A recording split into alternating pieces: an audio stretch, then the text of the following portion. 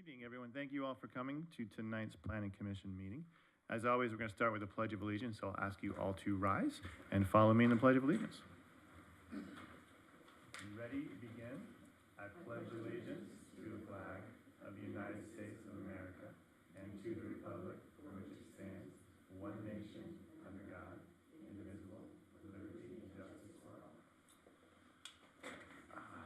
All right, can we have roll call, please? Chair Baldino. Here. Vice Chair Newman. Present. Commissioner Kilduff. Here. Commissioner Heschler is absent and Commissioner McGuire is absent. Thank you, Venus. Now it's time for public communications. There's an opportunity for the public to speak about anything not already on the agenda. We'll have separate hearings for that. So anyone have any comments for the dais for the Planning Commission? All right, seeing no rush to the podium. Written communications. Can we have a summary of the written communications we received? Chair, so yes, what was distributed to you and posted on the website includes a total of four comments that were received on two of the items that are on the agenda for tonight. Three of them in particular are related to the subdivision, while there's one that's related to the CUP. Thank you, Eduardo. All right, on our consent calendar this evening is the approval of the October 27, 2022 meeting minutes. Does anyone have any revisions to that? Otherwise, I'll accept a motion for approval. So moved. Can I have a second? I'll second. All in favor? Aye. Aye. All right, that brings us continued business. There's none. All right, we're having our first new public hearing, and this is an environmental assessment number EA 1331, conditional use permit number CUP 2202, and adjustment number ADJ 2202, and this is regarding a car lift at an address at 206 West Oak Avenue. Can we have a staff report, please? Yes, of course, we're gonna go ahead and turn that to Planner Baldenegro while she's setting up. So yes, what is before you is a CUP for and an adjustment for a car lift. It is related to a new house. The new house itself is not under consideration before this body. It's solely specific to the car lift and the adjustment for the car lift.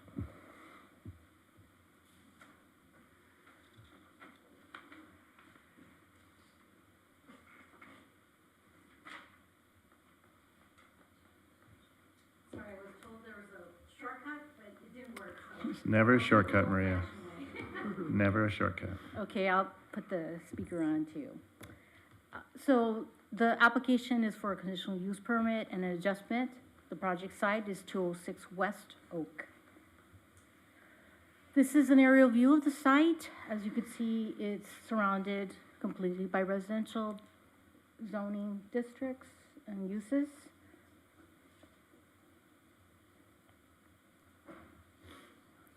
The project description is a conditional use permit to allow vehicle lifts in the R1 zone, and the adjustment is specifically to modify the required dimensions. So we have minimum dimensions in the code, and these will deviate. This is a site plan of where the garage is located, and the vehicle lifts will be installed inside of the garage. There will be two. This is a floor plan of what the garage configuration is and how the layout of the two vehicle lifts will be installed. To the right, there's the exhibit of what the mechanism looks like, and it's primarily two platforms installed side by side. This is different than normal. Because they are actually lower down into the basement. They are not lifting within the structure and the height. They actually lower down. And you could see a section to the right. It shows them side by side. So 4 cars are proposed to be installed, to be accommodated within the 2 vehicle lifts. The proposed dimensions of each vehicle lift are described and listed here in this table and deviate from the required as seen in the chart. And so they're slightly smaller But today, vehicle lifts are coming and being designed more compact. At the time that the code was adopted in 2010, it was a different technology. And they were the type that had like a bar or hoist, and you had to have a safety mechanism. But now they're being designed much more compact, and this one specifically is platform. So staff believes the required findings can be made to grant the CUP and the adjustment. The vehicle lifts today are designed more compactly to fit inside an existing two-car garage. And our dimensions today are 20 by 20, and this project doesn't deviate that much from our standard two-car garage. The vehicle lifts were designed to fit fully inside a new two-car garage and will not be visible from the street. No adverse impacts since the vehicle lifts will be operated and maintained by the property owners. The goal was primarily to have a configuration that is similar to what fits the context of the neighborhood. And most of the property owners in this block have narrow lots, and this has a two-car garage oriented towards the street. And you would never know that there's two vehicle lifts there.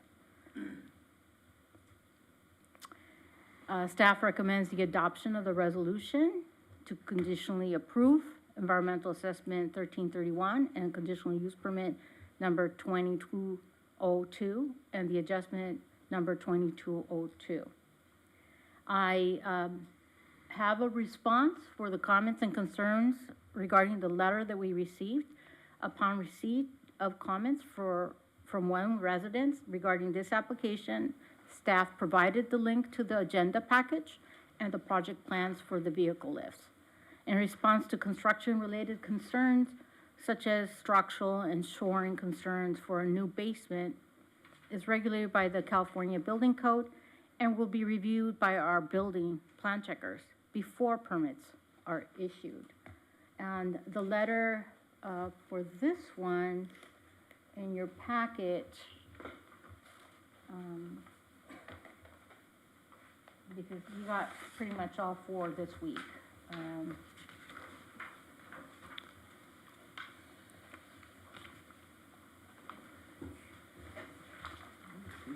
Was Eloise Mendez. Okay? Yeah, it's the first one. And that concludes my presentation. The applicant's representative is here. She'd be happy to answer any questions if you'd like to ask her questions. Okay, thank you for that. So to be clear, everything else about the house complies with our code requirements. The only thing we're deviating is the size of the vehicle lift, right? Correct. So the basement, you're allowed to have the basement because of the size of the house. They need 3 cars, like a 3-car garage, correct? Correct. And the conditional use permit is for all vehicle lifts in the R1. Right, that's required with the vehicle lift. Yes. Okay. All right, any questions for staff? Maybe this is a question at the end, but are we thinking about revising if the standards have changed for the vehicle lift? Are we looking at the ordinance in general? There is going to be a cleanup, and we actually did inform the applicant that if they waited a few months, they wouldn't have to apply for both the CUP and an adjustment because we were looking at that. But they chose to go forward and try to get construction approvals right away. Thank you. Smart. Not saying anything, but a few months. We've done those code changes. That's a lot of work. So again, it's not the size of the garage door. That's standard. It's just the lift is smaller than what's written in the code. That's correct. Okay. Any other questions? Okay, we'll open up for public comment. First right goes to the applicant, if you'd like to say anything. Oh, you came all this way. Okay, well, I'm just requesting, hello, Hi. Chair and Commission. I'm just requesting that we get approved. This was a really challenging thing to do, and Maria's been so fantastic, and so has Eduardo.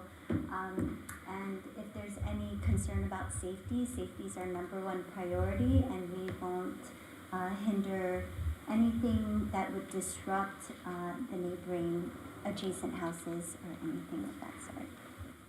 Okay, thank you. Can you just pull the microphone up?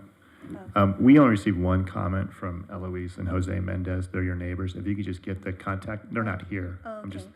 if you can get the contact information and just give them a point of contact for construction, I think that make them feel a lot better. Yeah, we've But- already done that. Okay, Yeah. fantastic. Thank you. Okay.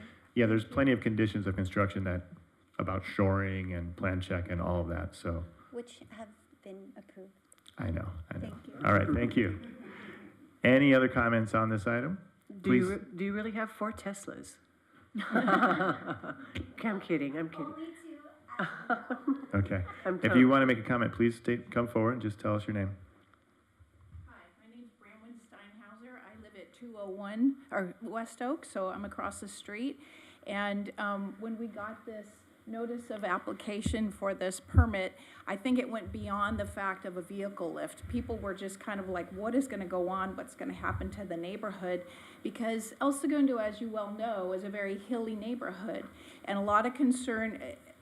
You know, I read it, I looked at it, I said, wow, that's really interesting, they're gonna try to do this. Other neighbors weren't so thrilled about it. They wanted to know a little more detail about what's going on. A lot of concern with shoring up.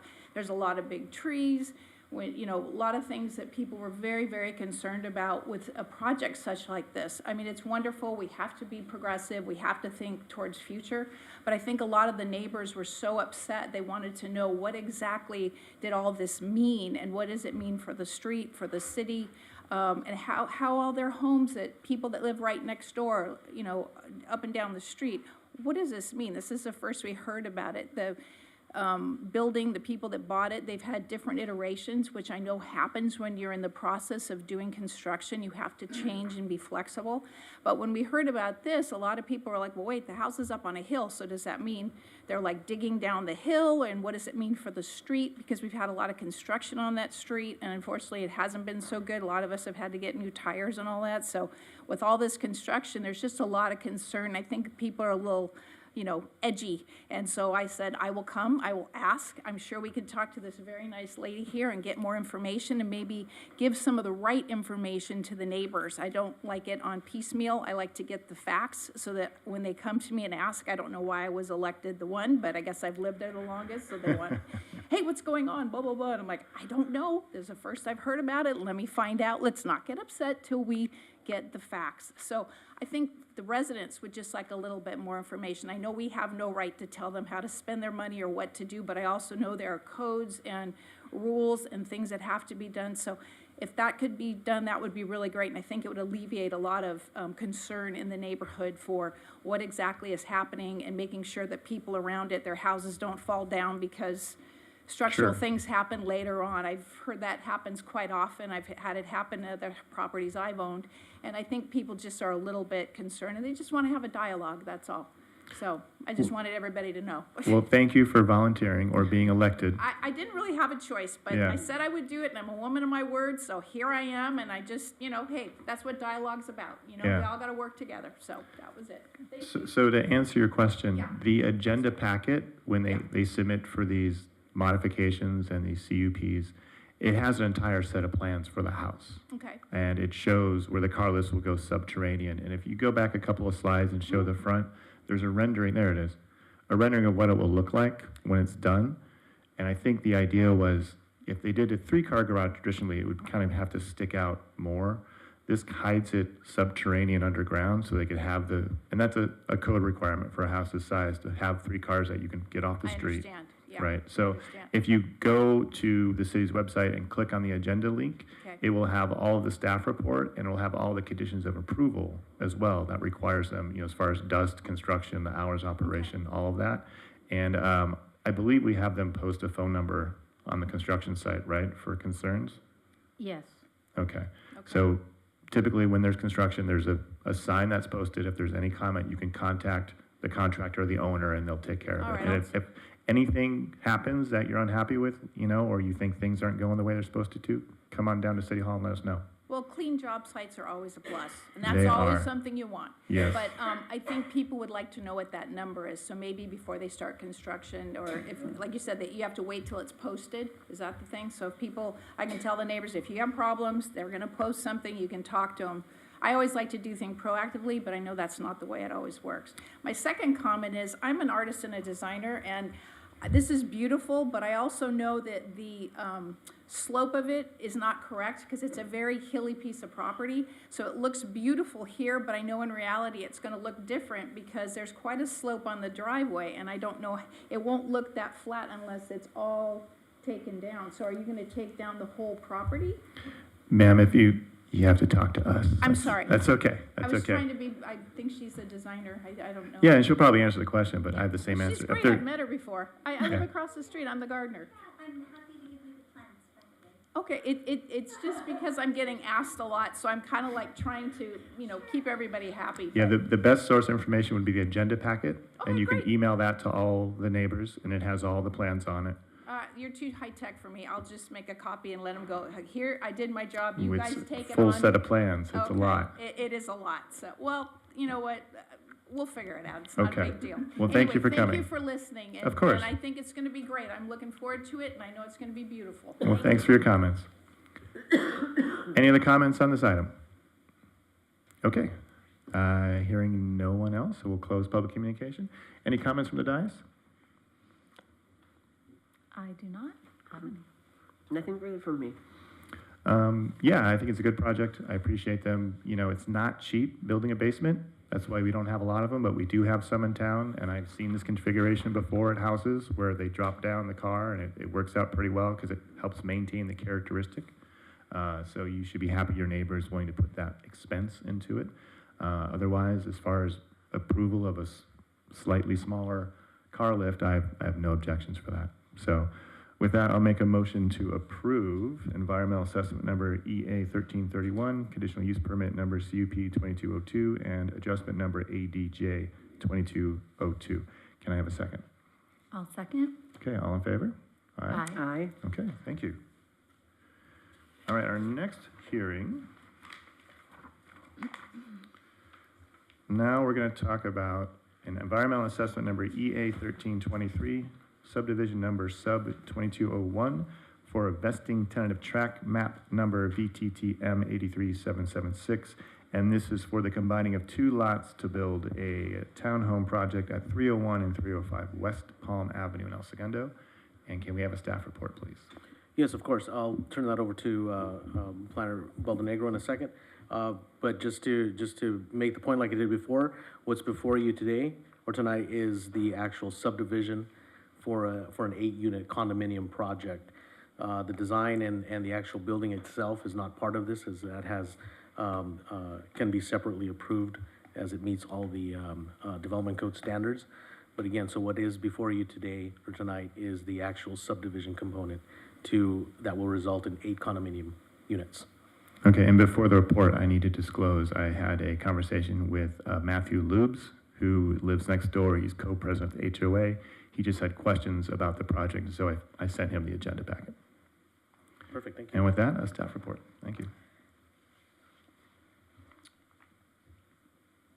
Okay, so the case number is subdivision 2201. The application is for the address at 301 through 305 West Palm Avenue. The site is comprised by 2 adjacent lots. The proposed width will be 89.36 feet and 150.03 feet in depth. It's allowed to have 8 units per the R3 zone. The project description is a subdivision to develop 8 residential condominium units. Each unit will have an enclosed 2-car garage. 2 visitor parking spaces will also be provided.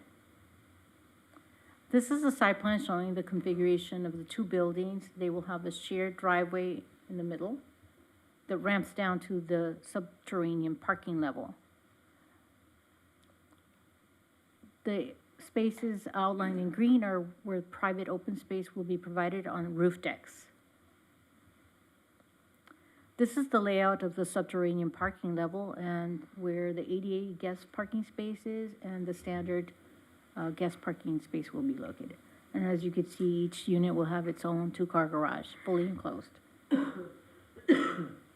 This is the color rendering of what the facade will look like facing Palm Avenue. And as you can see, it's a modern design, smooth stucco, contrasting color for the balcony and fascia trim. The findings can be made to approve the project. The project complies with all the development standards, including the open space and parking, and the project complies with the general plan and the zoning, as well as the housing element. Staff recommends the adoption of resolution number 2931, conditionally approving environmental assessment number 1323 and subdivision number 2201 for the vesting tentative tract map. And for this item, we received 3 letters, and in response, I prepared this list to respond and provide you with clarification on their questions and concerns.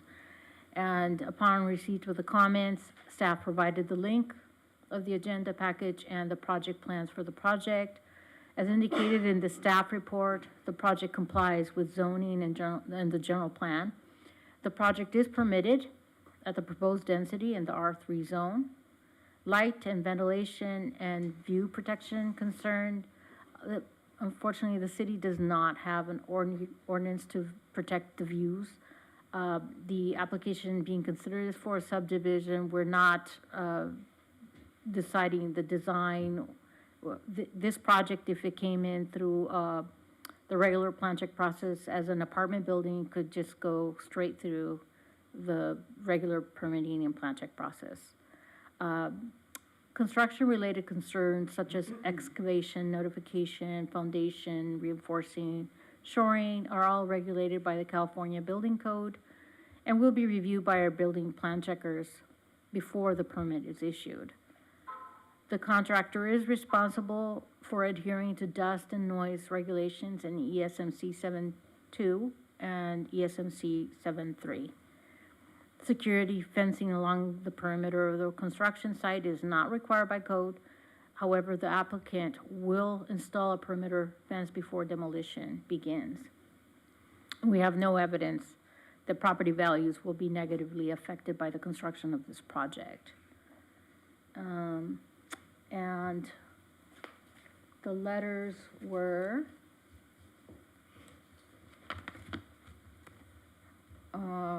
from Craig Glass-Tetter first, and Crystal Robbins, and today Playa Beach. And as you can see here in the map, we received 2 letters from the 227 West Palm and 1 from the 308 Oak, West Oak. And that concludes my presentation. I'll be happy to answer any questions. The applicant's representative is here today to answer questions as well. All right, thank you, Maria. And you said if this was an apartment project, then it would be done over the counter and we wouldn't have a hearing, correct? That's correct. Because all we're doing as this body is we're taking this and we're subdividing it so these units can be sold as condominiums as opposed to apartments. That's correct. Okay, any questions for staff? Can you just refresh my memory? Is there a unit count that we need a subdivision map for? Like if this was a duplex, would it need a subdivision or a 4-plex? So any application that is proposed for subdivision, which is for the intent to sell the units individually, requires the application that comes before you. Okay. And requires the quasi-judicial decision. For any number that's greater than 4 would be a tract map. This is a tract map. Anything less than 4 is a parcel map.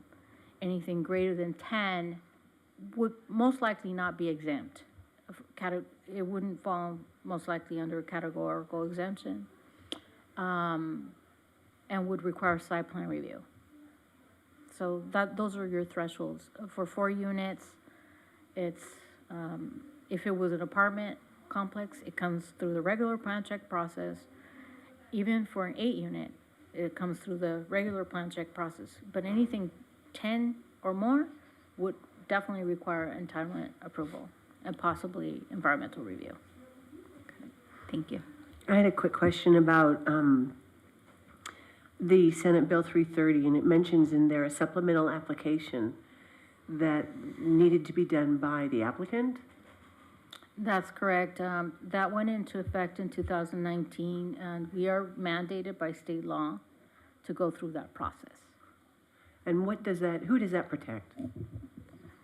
Well, yeah, let me just quickly answer that. So, yeah, that is something that went into effect last year, and the whole intent of that is really to have no net loss. And Joaquin can jump in if I'm stating anything that's not true. But the whole intent is that you have no net loss in terms of housing, because as this body knows, housing in California is big. They don't want to see a reduction in the number of housing units that are provided in any one given city. And then the intent ultimately is to also protect tenants and ensure that tenant rights are continue to be there. And the other intent is also to gather if there are any households that are currently living there, any tenants that are currently there that could be considered paying more on the lower income scale. So if there are, then there are provisions that state law has that the applicant needs to go through. The applicant did submit that information, and we had found that there are no protected units. There are no households that would be considered protected for affordability issues. And, excuse me, and no net loss for the city. Correct, because currently what's out there right now are a total of 6 units, and this project will result in 8, so there's no net loss. So there would be concern if it was going the other way around. It'd be This illegal con- if you demolish any units of an existing housing unit on the site. You have to replace it with at least as many that are demolished. Right. Yeah. And we have a history working with this particular contractor, the city does? Yes, Yes. He's done many projects in the community? yes, he has. Okay. That's it for me. Thank you. All right, so now's the time for public hearing, and as always, first right goes to the applicant.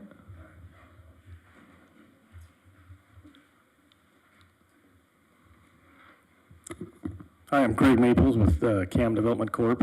And this project, we've done quite a few of these type projects in El Segundo and the other beach cities, so we're got it down pretty good. We try to get it done as quickly as possible. I know the neighbors are concerned, and we know it's hard to live next to a project like this, so we try to keep the dust down and noise down and try to keep everything clean and fenced off as good as possible. And if this project at 129 or 125 West Palm, right down the street, we built basically half of this project. So this is actually 2 of that building side by side with some modifications. But if anybody wants to see what it looked like, 129 or 125 West Palm is a 4-unit site that we built basically half of this project on. So they can see the heights and all this stuff that it's very, very similar. Okay, Mr. Maples, how many projects have you built in this city over the last 10 years? Probably 100. Okay, and you're familiar More with than 100, actually, yeah. Yeah, we've seen you quite a bit.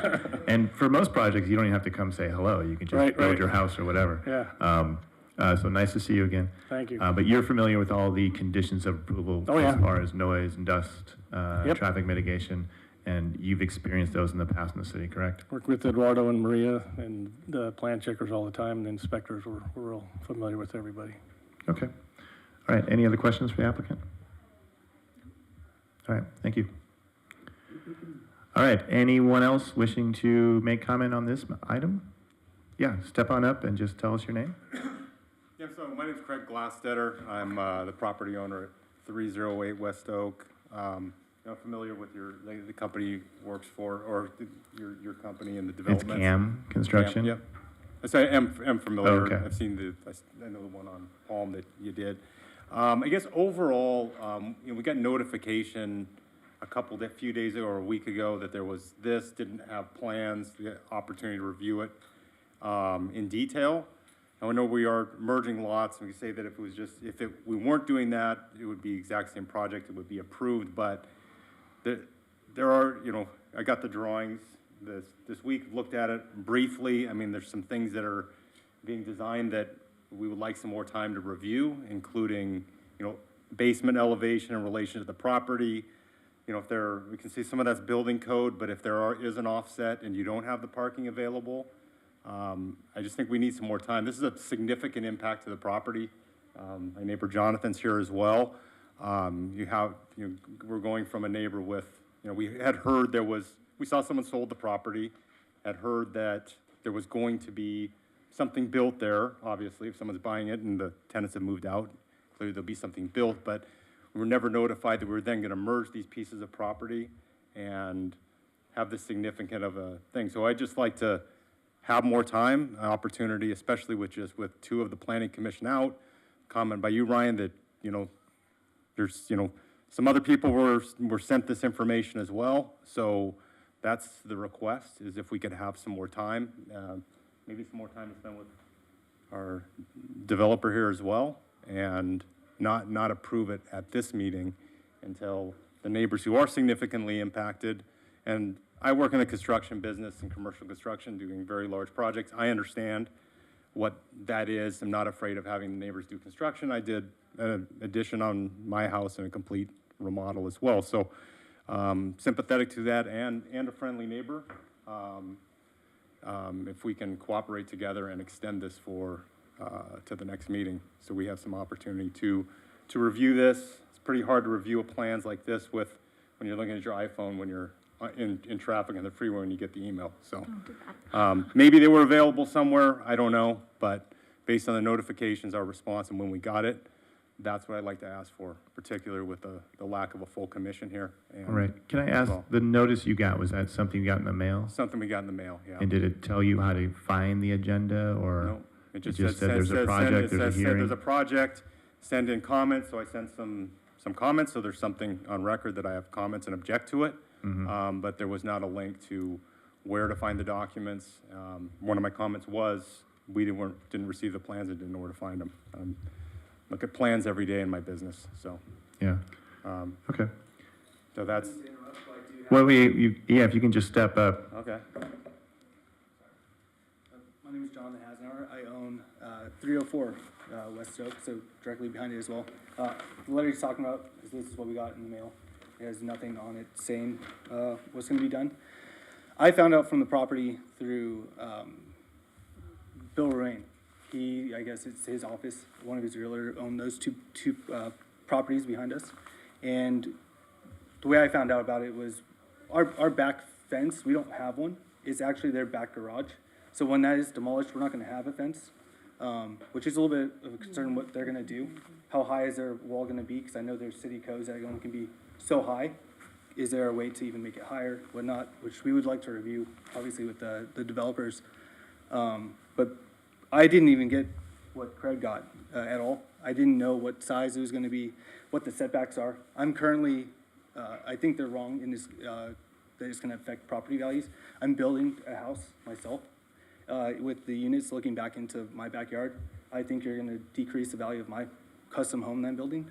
So I'd like to review where the windows are placed, looking into our backyards, how the wall is going to be in the backyard. What the grading is. It shows natural grade, so is it gonna be sitting up high? Fully, 33 feet, I know all the codes because we've been building our house. With rooftop decks, are the rooftop decks gonna look into our backyard? I have a son that's 2 years old. Are they gonna be people looking back down at him? I plan on putting a pool in.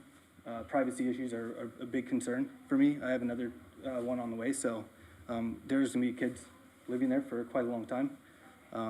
So to me, I'd like to review the plans and talk with you guys about what's going to be exactly going on. I do have dogs as well, so I need to know fencing wise what's going to happen for not just me, but also for Craig. We'd like to review this and see if we can make some sort of agreement, at least for some sort of privacy. I don't know the codes for setbacks and whatnot. It might be completely fine, 10 feet off of the property line or whatnot, but right now their garage is basically it was built back in however long ago on the property line. So it's a big inconvenience to obviously us. To me, not so much because I'm not living there currently, and it's going to be torn down, but I'd like to somewhat figure out what's going to happen because it's going to affect my plans. I don't want to spend a bunch of money and then it gets torn out or vice versa. I somehow could get messed up with doing what I'm doing in my backyard and messing up their, retaining wall or whatnot, so. Okay. Do you mind if I take a look at that? Sure.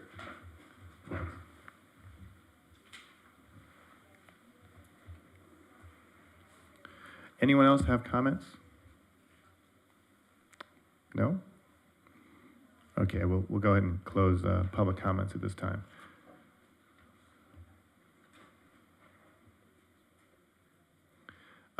So it's important to understand kind of what our role is here today, and is that we are only ruling on what is before us. And the only thing before us is the subdivision of this into 8 separate units so it can be sold into condos, right?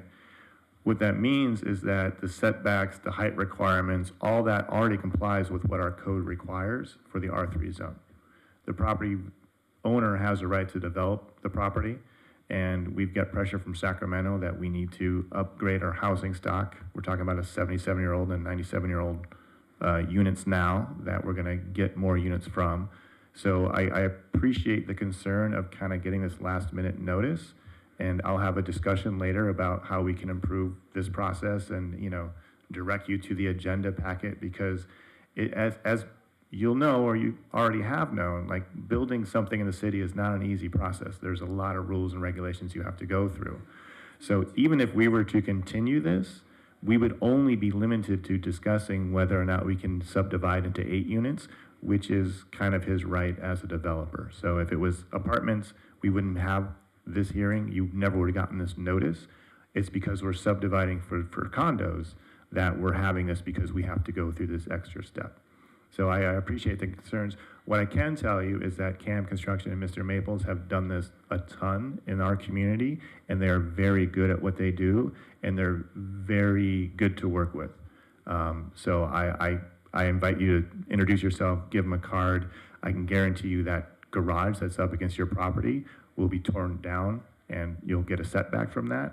If someone wanted to build an ADU, they could use that and just go straight up to the maximum height, and they would be right on top of your house. So there's good and bad in everything. So it actually could be worse as far as that privacy issue. But feel free to have a conversation. But as far as our role, I hope you understand that we're here to decide if this property, it already complies with the code as far as height, building standard, all of that. And we're here just to see if it, should be subdivided as a condominium unit. So any other comments? I think you covered it. Okay. Any other discussion, or I'll just a motion, or? Yeah, no, I think a motion, is appropriate at this time. Is that a motion? It's a motion. Okay. We have To a move. motion for approval. Motion for approval. Can I have a second? I will second. Okay, all in favor? Aye. All right. You guys are making it hard today.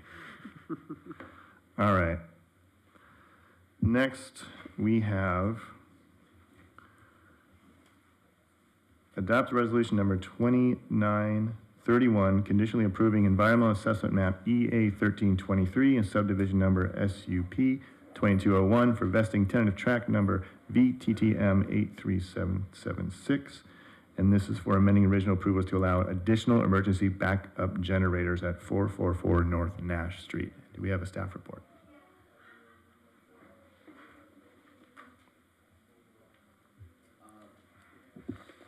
Is this an old agenda I'm reading off of? No. You threw me there for a loop here. Give me 1 second, Mr. Chair. This is why I check them off as I go, so I can follow myself of what's next. I just want to say that I Yeah. love seeing for those people at home, for that large audience at home. Huge home viewing Yeah, audience. the home viewing audience, that the applicant and the neighbors have just left, and they're carrying on a wonderful conversation, so I think that's gonna take care of everything right there. I think that's, that communication is wonderful to see. Yeah, hopefully it does. I have found, like I've said in the past, you know, the residents in this community are, I gotta say, are probably the nicest people Well, they're all legitimate concerns. Yeah, of and- course, and right, they- right. No, but the way they can be work things worked out too is Exactly. great, right, right. I've worked Love in it. other communities where, whew. Anyhow, yeah, Chair, I think what threw me off is you start off with the recommended action, but, so the item though is environmental EA number 971 revision A. That is amending the original approvals to allow some additional emergency backup generators. The recommendation is to continue that item to the next, meeting. And that is solely because we have received some comments from one of the agencies, because we had to notify them of the amended initial study that we did, or we had a consultant prepare an initial study, MND. And so we circulated that. We received some comments from AQMD, which our consultant is currently preparing responses to, and we'll be coordinating with AQMD so that way we can get appropriate responses back to them. So that being stated, the recommendation is to continue the item. I should have read that in the agenda. There's no reason for you to get that whole song and dance. Okay, I'll make a motion to continue this item to our next meeting on December 15th, 2022. Can I have a second? Second. All in favor? Aye. All right, thanks. Nice staff report. Okay, next, we're going to talk about new business, consideration of possible action to amend the Planning Commission bylaws in accordance with El Segundo Municipal Code, Section 2-1-8. Is there a staff report for this? Yes, I could provide a real brief oral presentation. I don't have any slides, but in essence, as you all are aware, the Planning Commission has its own set of bylaws, which has a lot of do's and don'ts, and has rules of what to do and what not to do. Anyhow, the last time this was amended by the commission was back in 2017. Earlier this year, the city council directed staff, not planning staff, but city staff, to look at all the bylaws from the various committees and commissions and boards that the city has, which includes Planning Commission, Senior Board, Parks and Rec, DEI. So there's almost a dozen other commissions and committees that are staffed by us, for the greater good of the community. And so their intent was to look at those, make some changes, have some of the consistency with regards to some of the authorizations for the chair and vice chair and whatnot. So what I did was I went ahead and kind of summarized by bullet point within the staff report the changes that are being requested by the city council. And so that is what I have attached to the staff report, will be your amended bylaws, and they would be consistent with what the city council directed earlier this year. So with that, unless you want me to go into some detail of some of the changes, I worked with our city attorney's office just to make sure everything else was incorporated. But what you do have in your packet is kind of a red line version, and that shows you all the strikeouts and the additional language that has been incorporated, again, consistent with what the council directed. So that Thank you, concludes my Eduardo. presentation. All right, thank you for that. Are these changes being made on all the commissions and committees? Yes, correct. Okay. Are we allowed to make changes to these recommendations? Because here's my concerns, plural. Stating you can remove someone for 3 absences in 12 months, I think is counterproductive to getting people to volunteer to be on commissions and committees. And I know that this is not a full-time job, right? So I am not comfortable with our bylaws saying that if you miss 3 meetings in a year, somehow that you're a bad person and subject to removal from the Planning Commission. And then when they changed I didn't even know this language is in here, but B1, page 87, it said before, planning commission proceedings should be governed by common sense and good taste pursuant to applicable laws, including Osceola County Municipal Code. Any issue of procedure relating to conduct of a meeting or hearing not otherwise provided for in these bylaws may be determined by the chairperson subject to a vote. And that's been replaced with, planning commission will be coordinated based upon the latest edition of Robert's Rules of Order, procedure, yada, yada, yada. Where there's a conflict between that parliamentary guideline and these bylaws should have precedence. That's fine if you want to guide us to the Robert's Rules of Orders, but I'm not comfortable not letting this dais decide to deviate from that if there's consensus. Like, we do a lot of workshops, we do a lot of public meetings. Like, our last downtown meeting was off the rails, but it was great. People were participating. There was no Robert's Rules of Orders going on that day at all, but it was what was needed in that situation. So my recommendations would be to strike the language, because you already say that you can be removed with cause by a vote of city council. Without cause, right? No, it says, oh, without cause. Oh, Yep. that's just I mean, lame. there was a debate about this, about another commission bylaws, or committee bylaws for some time.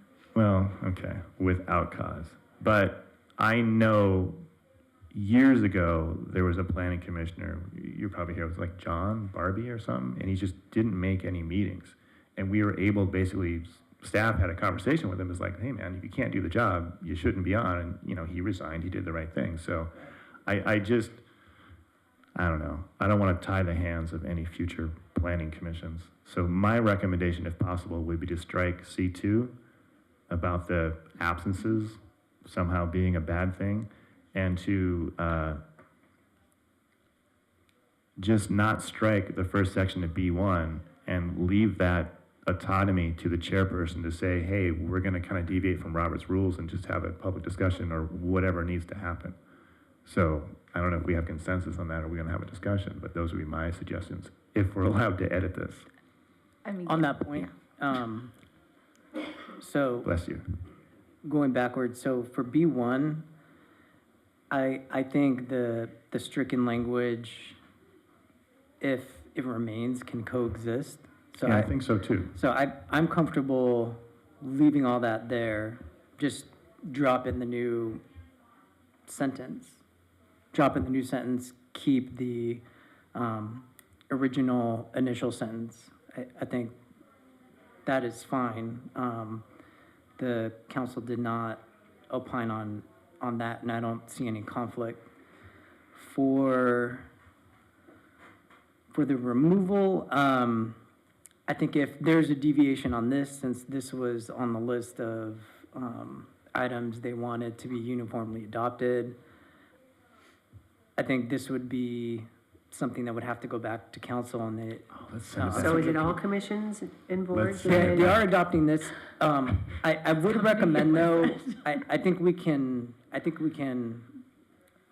flesh this out a bit, because it does say can be removed. For another commission, there was additional language added where, consistent with, I think, the original language from the council. This is a bit more succinct, but essentially it says, if there are 3 more absences in a 12-month period, I mean, that's still hardwired, the number of absences and the period, but it says the commission may recommend removal to the council.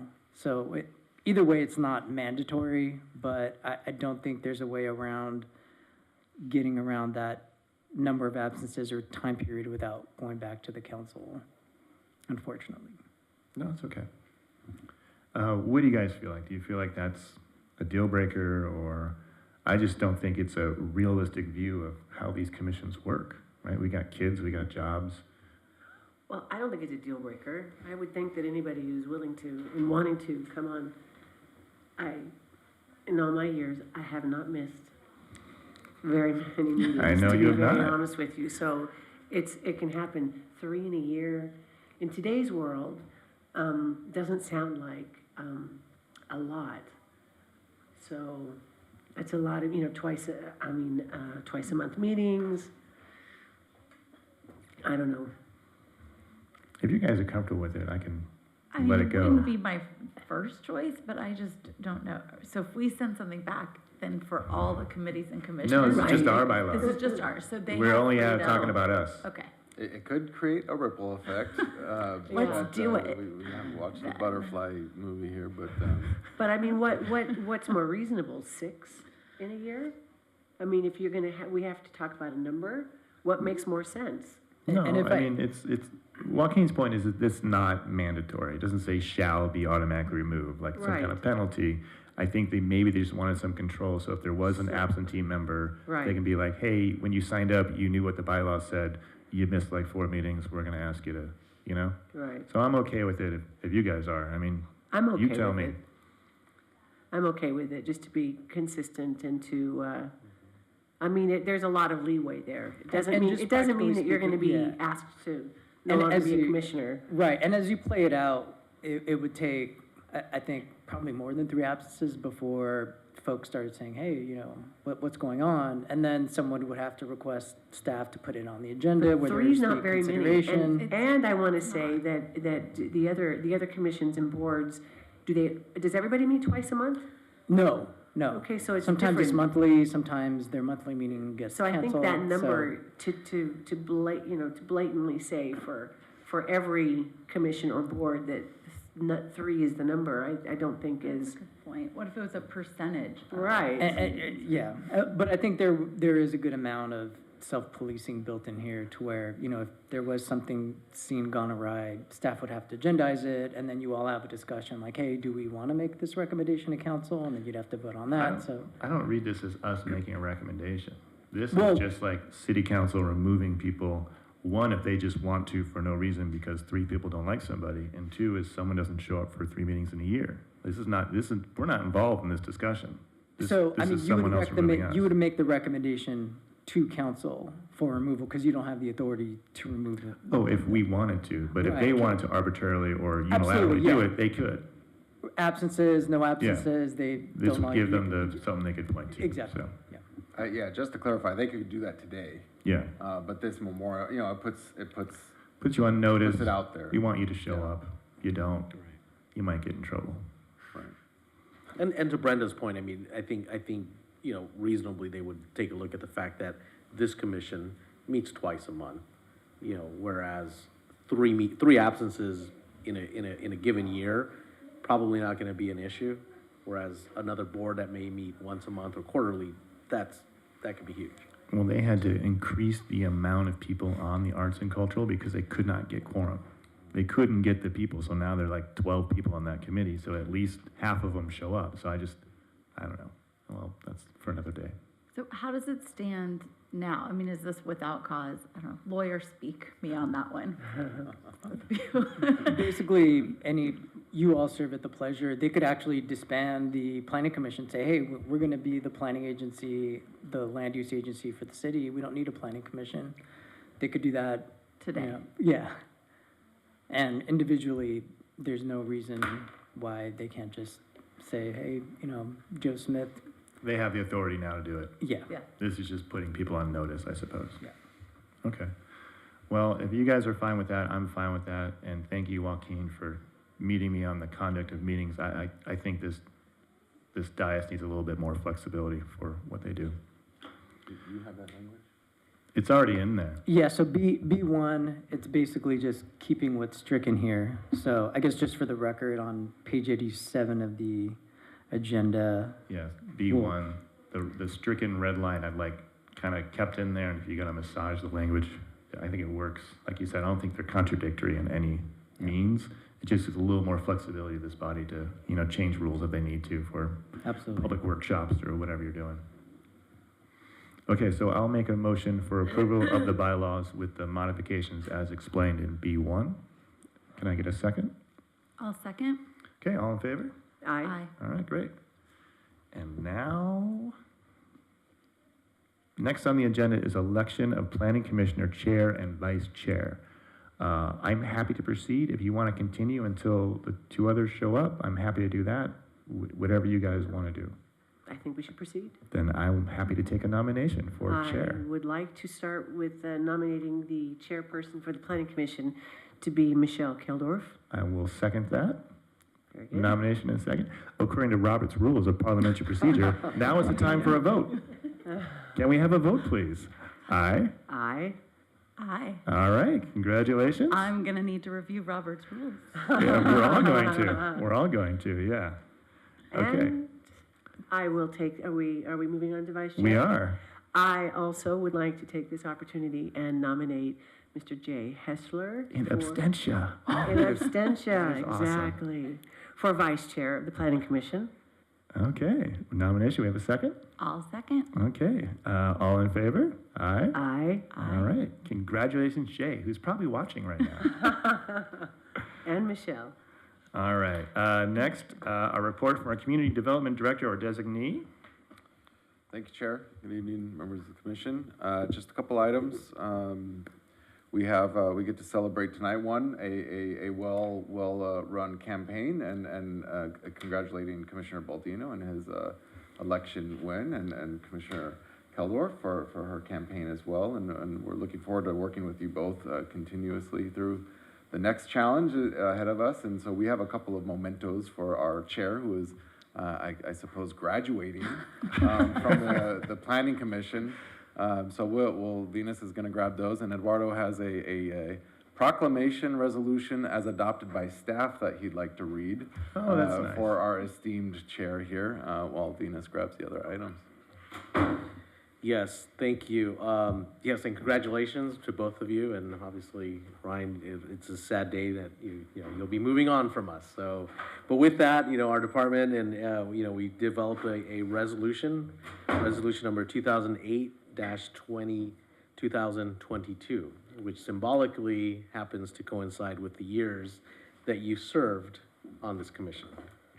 So, a resolution of the El Segundo Community Development Department in recognition of Ryan Baldino's service as Planning Commissioner. Whereas on July 8, 2008, Ryan Baldino made his first appearance on the El Segundo Planning Commission.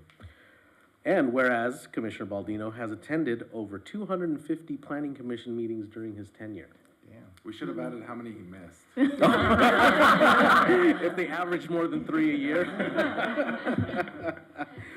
Whereas Commissioner Baldino holds the longest streak for serving as Planning Commission Chair of 7 years. And whereas Commissioner Baldino has always remained calm at the dais, listened with patience, and asked relevant questions, but just don't mention RENA or state mandates. That's true. Whereas Commissioner Baldino over the years has considered a variety of significant developments, including residential development at the former school site on Imperial Avenue, numerous specific plans that have been adopted throughout the city, housing elements, new hotels, restaurants, Top Golf, Chargers practice facility, LA Lakers facility, Pacific Coast Commons mixed-use project, Elevon campus, several creative office developments, and community benefits plans. So now, therefore, the Community Development Department of the City of El Segundo does hereby find, determine, and resolve as follows. Ryan Baldino's legacy as Planning Commissioner will forever live in infamy. Infamy. You can take Ryan out of the Planning Commission, but you cannot take the Planning Commissioner out of Ryan, and we hope to see that. Community Development staff appreciates Ryan's commitment to the Planning Commission, appreciates his support for staff over the past 15 years, and looks forward to working with him as City Council member. Ryan has served his time with the Planning Commission and is hereby released to the custody of our city clerk to now serve as El Segundo's newest council member. Passed and approved this 8th day of December 2022 by a roll call vote of all A's, which included Director Allen, Planning Manager Sean Bourne, Venus Wesson, our Principal Planner Paul Samaras, Assistant Planner Maria Baldenegro, and our Planning Technician Jasmine Frias. So with that, congratulations. That's very nice. We do have a couple tokens of our appreciation. First of all, this is a signed copy of that resolution Oh, for that's you great. to display. I'm sure you'll display that with honor and integrity in your office. Right in the fridge. We have a that's symbolic cool. Yep. gavel here. You'll love the gavel. Kara And it will does love that. have, Yep. did I break? Ryan Baldino, Planning Commission, member, 2008 to 2022. And finally, we do have this, which we have termed, it is a scale, but we have termed this to be the planning scale of justice for you. So with that, we hand that over to you, and we wish you luck, and we do look forward to working with you as our new council member, Baldino. Well, thank you. Thank you. You put a lot of thought into that. I appreciate that. It's very nice. It's been my pleasure, honestly, to sit up here and help this city. I've always kind of gone to bat for this department. You walk around town and people are like, oh, the city. And I'm like, really? It's really that bad? And when it's bad, we come in and we have a meeting, we work it out, and things get resolved. That's kind of how it's always been. I'm very proud of the work that this department has done, that staff has done. I'm proud of the projects, but I'm also very proud of how our decisions were made. Like this, I think, has been a great exchange. We've been able to have ideas and conversations, and they've always been respectful. I've always learned something new, and I think we have a great ability to compromise. So I'm very thankful for that. And I'm not going anywhere, so it's not like a retirement party, but thank you very much for the kind words and the thought. It's very much appreciated, you guys. Well, yes, thank you. Before we adopted this resolution, I should have actually opened up the floor to anyone who wished to speak. But I probably wouldn't see anyone running to the podium. That is a Dave Wagner. I stole that from Dave, and maybe the home viewing audience. I'm just trying to keep that going. Those are not my jokes, but they still work. I think Michelle has to continue that then. Done. All right. Well, thank you all. It was very nice. Joaquin, you need to follow that now. Yeah, I don't have any gifts, but I do want to echo the sentiments of the planning team, and it's been a pleasure serving this iteration of the commission. Thanks. Appreciate you. Thank you. Yep. Okay. Planning commissioners' comments. I just want to say, Ryan, that it's been a pleasure. I think I've sat next to you for many years. Yeah. And I do want to say, Michelle, I think you're going to make a great commissioner, chair of the commission. I don't want to lose my spot, so I would prefer to sit here. You just move the vice part over there to Jay, and we'll be good. That's great. All right. That's Okay. it for me. That's it. We are adjourned, everyone. The next meeting will be December 15th, 2022, 5:30. Thank you all. Thank you. And we have some cupcakes that